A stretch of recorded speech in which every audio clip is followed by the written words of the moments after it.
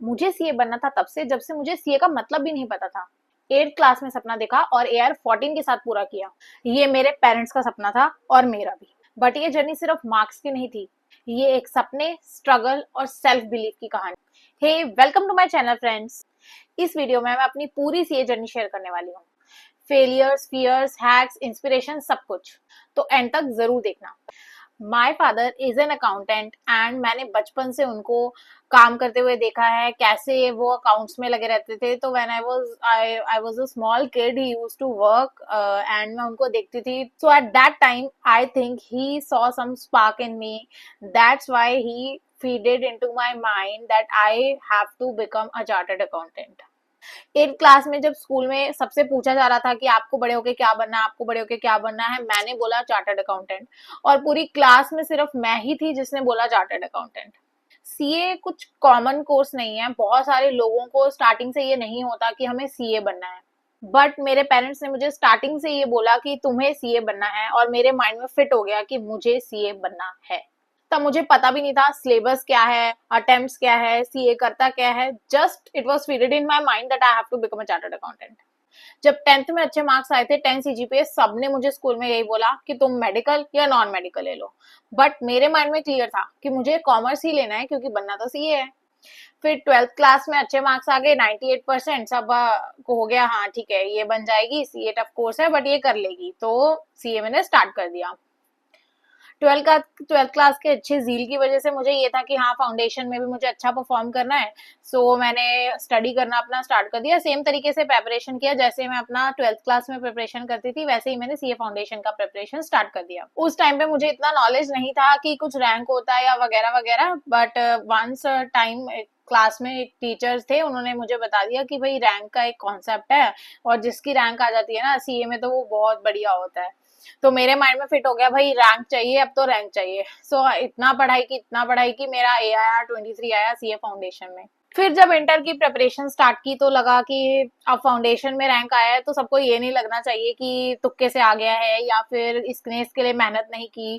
तो फिर और ज्यादा मेहनत की और ज्यादा मेहनत की। फिर आ गया लॉकडाउन। लॉकडाउन में जहाँ सब लोग मजे कर रहे थे, मैं अकेली कमरे में बैठ के पढ़ा करती थी अपने घर में। और लिटरली बहुत ज्यादा ऐसा माहौल था आसपास की पढ़ाई नहीं हो सकती थी, बट फिर भी मैंने पूरा अपना कंसंट्रेशन किया, स्टार्ट पढ़ाई करने की बहुत कोशिश की। फिर पेपर दिए और क्लियर भी किया अच्छे मार्क्स के साथ with AIR14। To be honest, मुझे बिग फोर का कॉन्सेप्ट पता ही नहीं था। मैं एक स्मॉल टाउन लुधियाना से बिलोंग करती हूँ, और वहां पे ये कोई कॉन्सेप्ट नहीं है कि आपको बिग फोर में जाके आर्टिकलशिप करनी है। वहां पे एक दो बड़े सीएज हैं, मोस्टली सारे बच्चे वहीं पे जाके आर्टिकलशिप करते हैं। तो मेरे फादर क्योंकि अकाउंटेंट है, उनकी जान पहचान थी वहां पे, उन्होंने ये बोल दिया कि भाई किसी अच्छे सीए के तुम्हें लगवा दिया जाएगा।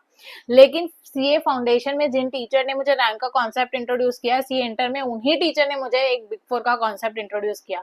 फिर माइंड में हो गया बिग फोर में जाना है, बिग फोर में जाना है, बिग फोर में जाना है। तो डिसाइड कर लिया था, उसके लिए अच्छे से प्रिपरेशन की, इंटरव्यू दिया, एंड बाय गॉड ब्लेस हो भी गया मेरा क्लियर। और इस तरीके से मैंने अपनी आर्टिकलशिप ज्वाइन कर ली KPMG पुणे में। फिर तो थोड़ा देखो चिल मोड आ ही जाता है। 3 साल है, आराम से चिल करेंगे, साथ साथ में पढ़ेंगे, एंड में देखा जाएगा, पढ़ाई होती रहेगी। 3 साल में मैंने इंश्योर किया, मेरे लेक्चर्स तो कंप्लीट हो गए लेकिन रिवीजन नहीं हुआ, और ये मेरे लाइफ की सबसे बड़ी गलती थी। 5 महीने की स्टडी लीव मिलती है, 5 महीने में जब मैंने बुक्स ओपन करी, ब्लैंक। मुझे कुछ याद ही नहीं था कि मैंने क्या पढ़ा है, क्योंकि साल के स्टार्टिंग में मैंने कुछ पढ़ा था और एंड में आते आते तक वो सारा मुझे वैनिश हो चुका था। मुझे कुछ भी याद नहीं था कि मैंने क्या पढ़ा है। तो फिर दोबारा से स्टडी करना स्टार्ट करा, but it was very difficult. Amendment सारी छूट चुकी थी, तो समझ लो मैंने जीरो से ही स्टार्ट किया था सब subjects, most of the subjects. क्योंकि मैंने क्या किया था, फर्स्ट डे ऑफ आर्टिकलशिप से ही क्लासेस लेनी स्टार्ट कर दी थी। तो ये तो था नहीं कि मेरी क्लासेस बहुत बाद में ली है, मैंने स्टार्टिंग से कर दी थी। तो फिर मेरे पास 3 साल थे, तो मैंने आराम आराम से करके अपनी क्लासेस तो एंड तक पूरी कर ली, लेकिन रिवीजन नहीं किया। और एक्चुअली थोड़ा कैजुअल भी हो गई थी, कुछ सब्जेक्ट्स में मैंने होमवर्क भी नहीं किया था। तो ये मेरी लाइफ की सबसे बड़ी गलती थी। उन 5 महीनों में जो मेरी बैंड बजी है, वो दोबारा टाइम अगर मुझे आ जाए तो मैं 3 साल दोबारा अच्छे से धीरे धीरे धीरे धीरे पढ़ के ही पेपर देना चाहूंगी।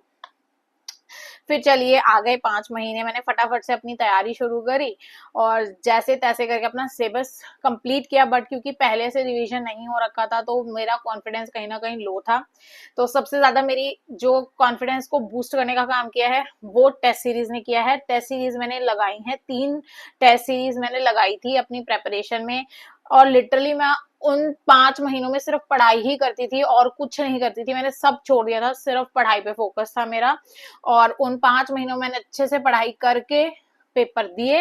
हर पेपर के बाद मुझे डाउट होता था, आई डोंट नो मेरा क्लियर होगा नहीं होगा, बट पेपर में मैं जब लिख रही थी मैं ये इंश्योर करती थी अपना जितना माइंड है मैं सारा लगा दूं और पूरा पेपर अटेम्प्ट करके आती थी। आई थिंक ये फाइनल में मेरा एक आधे पेपर में कुछ छूटा होगा, मोस्ट ऑफ द पेपर्स में मैंने ये ट्राई किया है कि मैं 100% अपना अटेम्प्ट करके आऊं पेपर, और इसका मुझे बहुत फायदा मिला है। मेरा AR14 आ गया CA फाइनल में।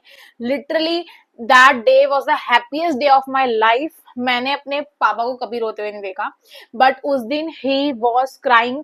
My parents, my father and my mother, they both hugged me and they just started crying and I was also crying. I don't know why I was crying, why they were crying. We were just too happy कि we started crying, but it was the best thing in our life. बहुत मतलब they have seen me through all the struggles and everything. बहुत ज्यादा मेहनत करके मैंने ये achieve किया है।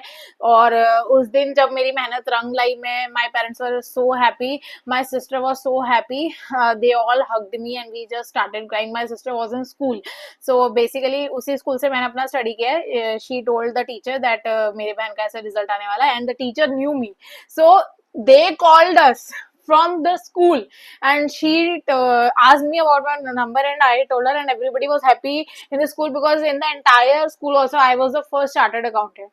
So बिकॉज लुधियाना से छोटे शहर में इतना ज्यादा उसका क्रेज नहीं है, बट जैसे ही मेरे मार्क्स आए everybody was so so so happy. We were like सातवें आसमान पे थे हम लोग तो।